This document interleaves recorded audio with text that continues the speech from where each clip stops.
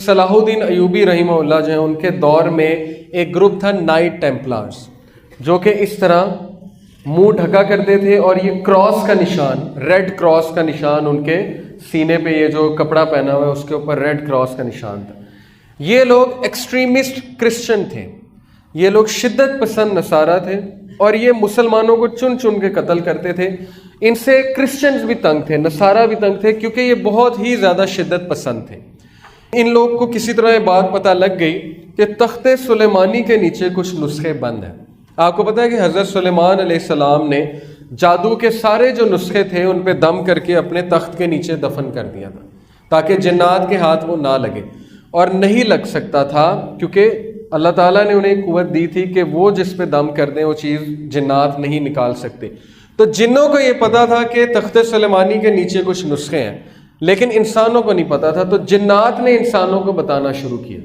اب ان کو بھی کسی طرح پتہ لگا تو ان کو یہ بتایا گیا کہ ایک خزانہ ہے، خزانہ سلیمان علیہ السلام کے تخت کے نیچے خزانہ ہے۔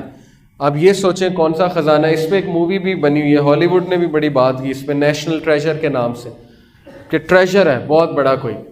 تو یہ لوگ کھدائی کر کر کے مسجد اقصیٰ وہاں کھدائی کر کے تخت سلیمانی تک گئے اور وہاں سے انہوں نے جا کے وہ نسخے نکال لیے قبالہ میجک کے۔ یہ ساری جو میں بات کر رہا ہوں یہ ڈاکومنٹری میں موجود ہے، ایک ڈاکومنٹری ہے نائٹ ٹیمپلرز کے اوپر، ہارون یحییٰ کی، اس میں یہ سارا کچھ بتایا ہوا ہے، ہسٹری سے پروف کیا ہوا ہے۔ تو صلاح الدین ایوبی رحمہ اللہ جو تھے انہوں نے ان کو چن چن کے مارا، کیونکہ انہیں پتا تھا کہ یہ غلط لوگ ہیں اور کالا جادو بھی کرتے ہیں، کیونکہ ان کے ہاتھ نسخے لگ گئے ہیں۔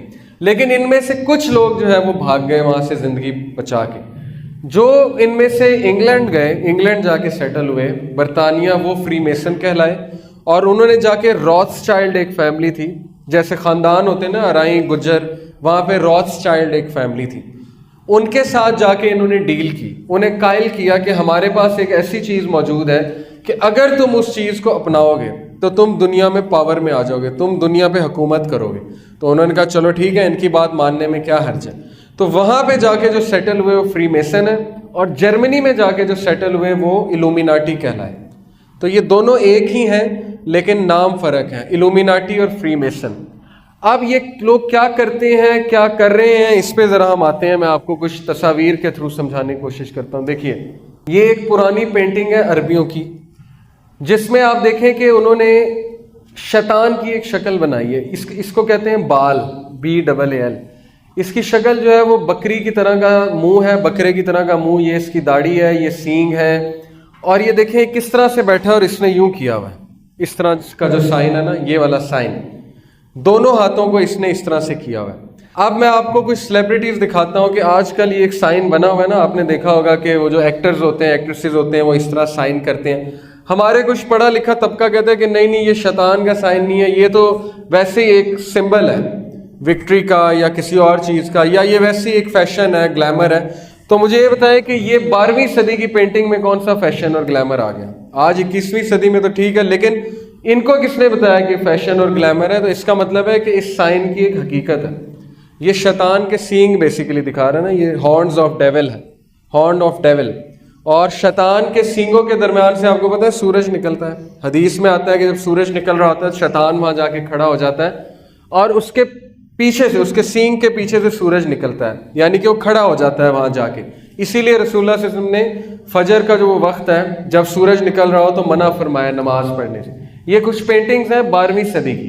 اب یہ دیکھیے آپ، بل کلنٹن، مائیکل جیکسن، ٹھیک ہے، پیرس ہلٹن وغیرہ وغیرہ، جتنے بھی سیلیبریٹیز ہیں، آپ دیکھیے کہ یہ ایک آئی کا سمبل بھی یہ والا اور یہ والا سمبل بھی یہ بہت زیادہ بناتے ہیں۔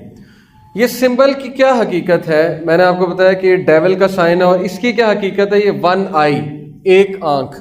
دجال کے ساتھ میں اس کو ریلیٹ کروں گا، آپ کو سمجھاؤں گا کہ اس کا کیا سمبل۔ اب سوال یہ ایسے کرتے کیوں ہیں، یہ ایسے کیوں بناتے ہیں، یہ ایسے کیوں دکھاتے ہیں؟ اصل میں یہ دنیا کو بتانا چاہتے ہیں کہ ہم کس کے عقیدت مند ہیں۔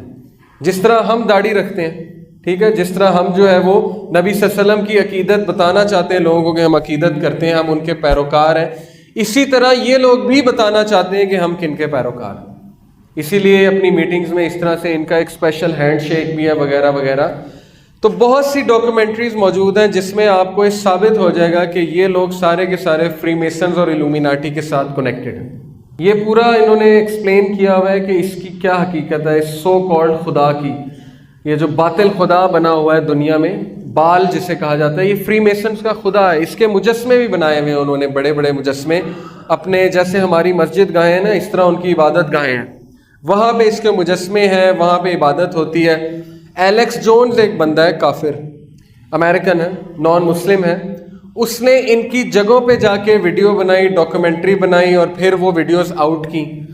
تو ہم یہ کہہ سکتے ہیں کہ وہ تو نان مسلم ہے، چلو آپ ہماری بات نہیں مان رہے، نان مسلم کی بات تو مان لینا.